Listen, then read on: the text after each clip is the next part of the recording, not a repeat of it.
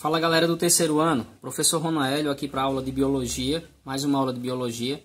Foi enviado no grupo agora há pouco para vocês aí um PDF com exemplos da probabilidade em genética, utilizando a regra do E e do OU, ok? Essas regrinhas elas se relacionam com a matemática, como o nome já diz, probabilidade em genética, é a possibilidade de um evento ocorrer, certo? Então nós temos essa possibilidade sendo atrelada, sendo ligada à matemática. Quando você tiver em uma questão aparecendo o E, ou seja, precisa que ocorra que o filho seja albino e do sexo masculino, por exemplo, quando diz o E, significa dizer que as possibilidades elas devem ser multiplicadas, certo, pessoal? E lembre-se sempre, quando for o E, significa dizer que é uma coisa mais rara de acontecer, ou seja, tem mais dificuldade para ocorrer, menos chance, falando no popular. Porque se diz assim, vai ser uma coisa e a outra, só vale se for os dois. Quando for no caso do ou, então, que o filho seja albino ou do sexo masculino, as possibilidades aumentam, porque tanto ele pode ser uma coisa ou a outra, que já vai satisfazer o que se quer na questão. Então vamos lá. O primeiro exemplo que eu coloquei aqui ele é proposital, para que você sempre lembre disso. Quantos sexos existem, né, geneticamente falando, masculino e feminino? Aí vem a questão e pergunta, qual a chance de uma gestante ter uma menina, ou seja, dela ser do sexo feminino?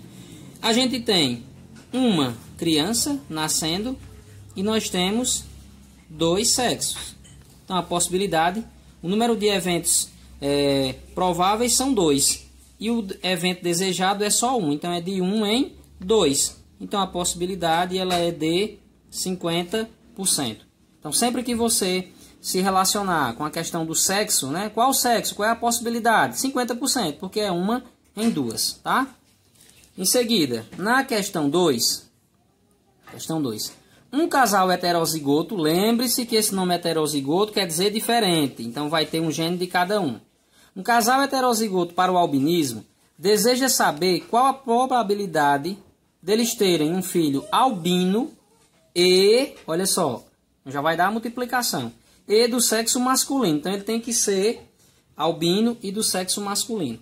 Casal heterozigoto, só para a gente relembrar, se o casal é heterozigoto, eles são azão, azinho, azão, azinho. Fazendo o cruzamento aqui entre eles, que é aquele que a gente faz isso aqui, eu vou colocar só um para você relembrar, né? Isso aqui, e a gente faz isso posteriormente. A gente vai ter o quê? Azão, azão, azão, azinho. Então tá aí, ó. Azão, azão, azão, azinho. Em seguida a gente vai ter azão, azinho, azinho, azinho. Pronto. Sempre que tiver um cruzamento, pessoal, que seja heterozigoto, nós vamos ter sempre aqui, ok? Essa possibilidade sendo de 1 em 4, ok? Então você vai ter sempre a possibilidade aqui do filho ser albino 1 em 4, porque sempre heterozigoto vai dar esse resultado. Então, se aqui a possibilidade é de 1 em 4, nós já temos a nossa primeira condição para multiplicar pela outra possibilidade. Qual é a segunda condição que pede na questão? Que seja do sexo masculino. Se feminino é 50%, masculino também é. Então, para que seja do sexo masculino, toda criança, né, só vai ter nesse cruzamento aí uma possibilidade, que é de 50%. E 50% em fração é 1/2. Pronto. Então, aqui é só a gente pegar essas condições e multiplicar. Vai ficar bem simples aí, ó. Eu tenho 1/4 vezes 1/2. 1 vezes 1, que dá 1, e 4 vezes 2, que dá 8. Então, a possibilidade é de 1/8 para que essa criança seja albina e do sexo masculino. Na questão 3, um casal heterozigoto, é o mesmo texto, só muda aqui na frente, ó. Deseja saber qual a probabilidade deles terem um filho albino ou do sexo masculino. Se é ou, a gente não vai mais multiplicar, a gente vai somar, porque pode ser uma coisa ou outra. Automaticamente meu resultado vai dar diferente desse outro aqui, ok? Então nós temos aqui o seguinte, Se nós já fizemos acima e sabemos que a possibilidade de ser albino é 1/4, eu vou só reescrever ela aqui, ó. Possibilidade do filho ser albino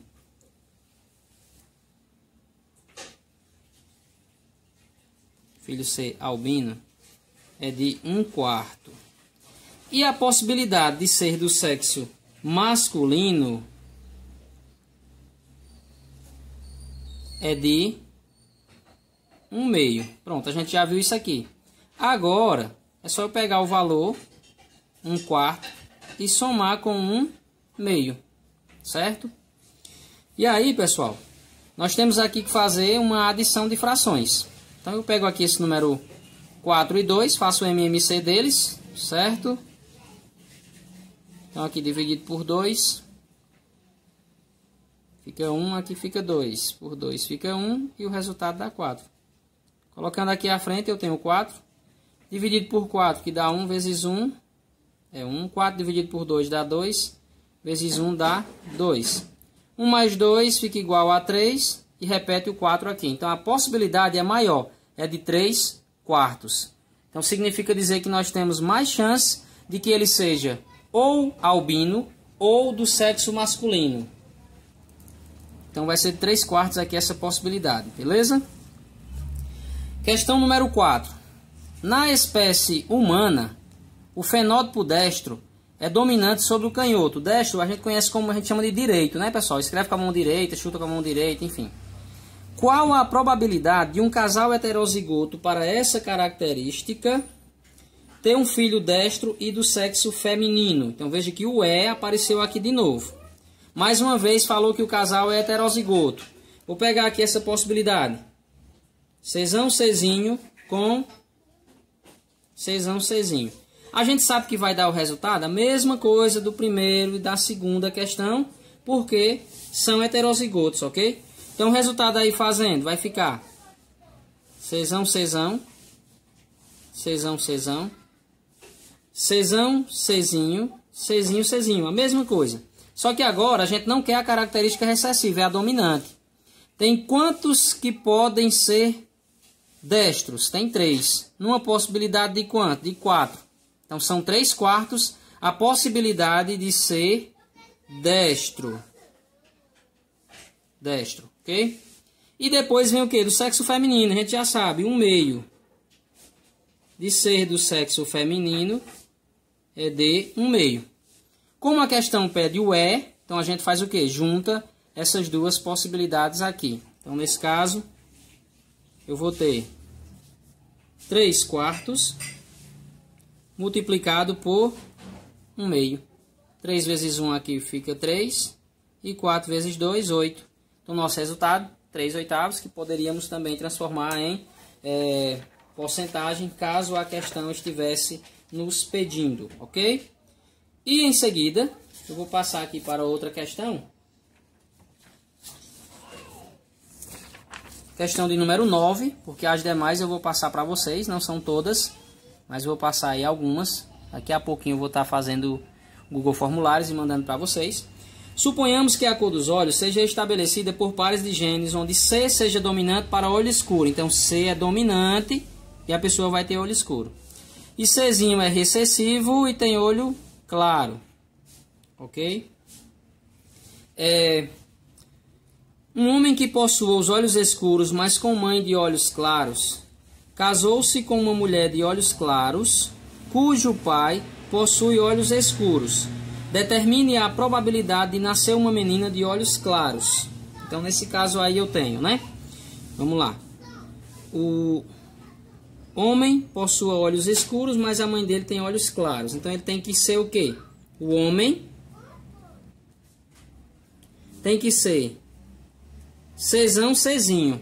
Por quê? Czão porque ele tem olho escuro, mas a mãe dele tem olho claro. E olho claro só aparece quando é uma característica recessiva, que é Czinho, Czinho. Agora, a mulher